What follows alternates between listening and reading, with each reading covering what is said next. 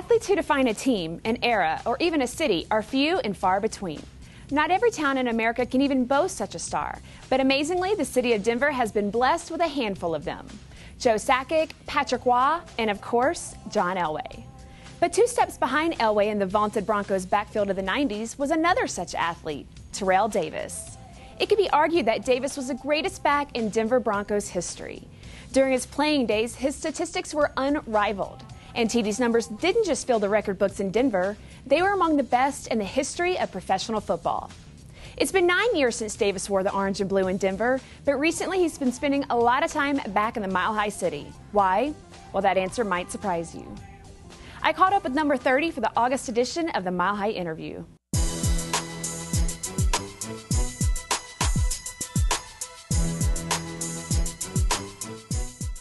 This is why I'm back. The story is, when I was here, I was doing some foundation work, and we were trying to raise money for my foundation, the Salute the Kids Foundation. And we were doing the things that everybody else does, right? You do the golf tournaments, you do bowling tournaments, you do everything else that people do.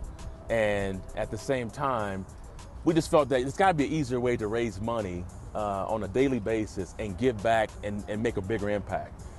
And so when I was doing it here, I kind of stopped doing it because I was a little sour on the whole going out there raising money with golf tournaments, and it didn't suit what I wanted to do. So we kind of switched gears and said, let's get a product out that can give back every day, and we can do the same thing, maybe have a bigger impact.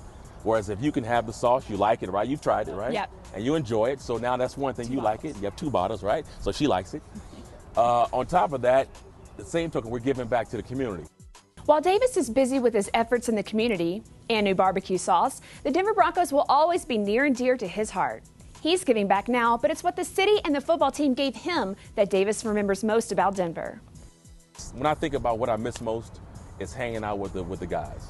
You know, it was a small, close-knit fraternity, and the different personalities that we had, the different backgrounds, and you all come together, and I just laughed thinking about it. It was fun. I mean, we're winning games at the same time, but the locker room was probably the best part.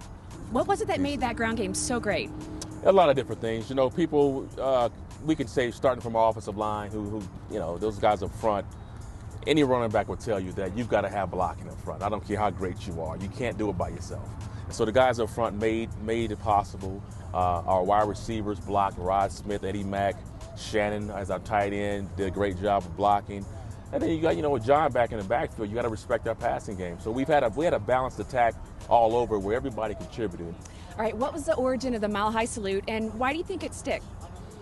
Oh man, well, it's probably some debate about how it was conceived. But we came up with it one day. I'll say I did. I came up with it one day. And the running backs, we wanted to have something that was kind of symbolic of what we do. And when you look around it, I said, okay, well, what are we? We're soldiers. You know, we're the toughest guys out there. We have the hardest position. We get beat up the most. We have to go into the briar patch. We got to go in the landmines. It's a physical position. So the one thing I could relate to or equate it to was soldiers. I mean, we really are. We have to be a soldier. You have to be a soldier to be a running back. So I felt that that's what we are. We're soldiers. Davis was indeed a soldier, going to battle for the Denver Broncos and ultimately being the driving force in achieving a goal that was always elusive to the franchise, the Vince Lombardi Trophy. Walking out and seeing every single, all the different flags of the NFL teams, all the different colors, you know, seeing all the different news crews and camera crews from all over the country, all over the world, basically, different media badges and stuff. And so that sort of confirmed that this is the big one. I didn't like get a little nervous, but I got too excited. I sort of wore myself out before the game, and that never happens to me. I'm normally pretty calm, but that game got me so excited I forgot to take my medication for migraines, and that's really how I ended up getting a migraine anyway. Yeah. Going back to that exact moment, were you surprised or even a little irritated that Shanahan made you go back in the game? No, not at all.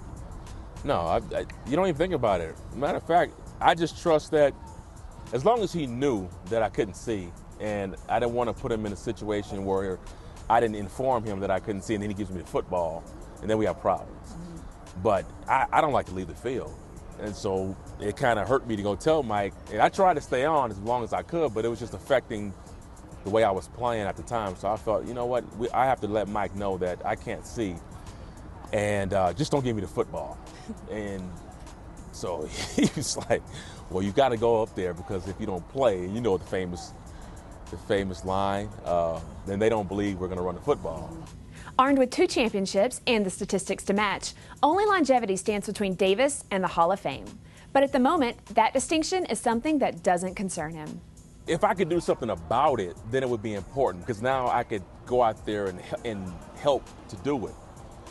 But at this point, there is absolutely nothing that I can do right now. And so why would you worry about something you have no control over? But if it don't, it doesn't change my life.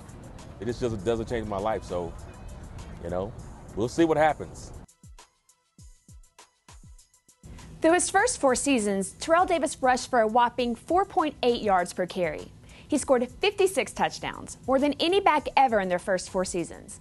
And in 1998, he became only the 4th running back in NFL history to rush for more than 2,000 yards in a single season. Will Davis enter the hallowed grounds of the Pro Football Hall of Fame? Only time will tell, but until then, he'll always be one of Denver's favorite athletes. If you'd like to read the entire interview with Terrell Davis, make sure to pick up an August issue of Mile High Sports magazine. This is Robin Carlin, and you're watching Mile High Sports TV. Stay tuned as Casey Light takes us golfing with Gil Whiteley.